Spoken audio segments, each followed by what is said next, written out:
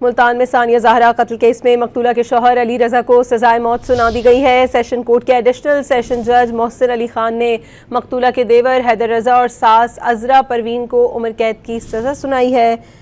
आपको ये बताएं कि मकतूला के ससुर जीवन शाह, नंद दुआ ज़हरा और मुलजिम की साबिका बीवी मदीहा को बरी कर दिया गया है। मुलजमान के वकील ज़ियाउर रहमान रंधावा ने दलाइल पेश किए। प्रोसिक्यूशन की जानिब से डिप्टी प्रोसिक्यूटर मियां बिलाल ने दलाइल दिए। 9 जुलाई 2024 को सानिया की घर से फंदा लगी लाश मिली थी। वाक़ई का मुकदमा मकतूला के वालिद की मुद्दत में थाना न्यू मुल्तान में दर्ज किया गया था।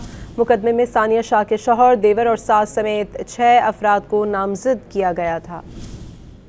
मुल्तान में सानिया ज़हरा कत्ल केस में मकतूला के शौहर अली रज़ा को सजाए मौत सुना दी गई है। सेशन कोर्ट के एडिशनल सेशन जज मोहसिन अली खान ने मकतूला के देवर हैदर रज़ा और सास अजरा परवीन को उम्र कैद की सज़ा सुनाई है। आपको ये बताएं कि मकतूला के ससुर जीवन शाह, नंद दुआ ज़हरा और मुलजिम की साबिका बीवी मदीहा को बरी कर दिया गया है। मुलजमान के वकील ज़ियाउर रहमान रंधावा ने दलाइल पेश किए। प्रोसिक्यूशन की जानिब से डिप्टी प्रोसिक्यूटर मियां बिलाल ने दलाइल दिए। 9 जुलाई 2024 को सानिया की घर से फंदा लगी लाश मिली थी। वाक़ई का मुकदमा मकतूला के वालिद की मुद्दत में थाना न्यू मुल्तान में दर्ज किया गया था।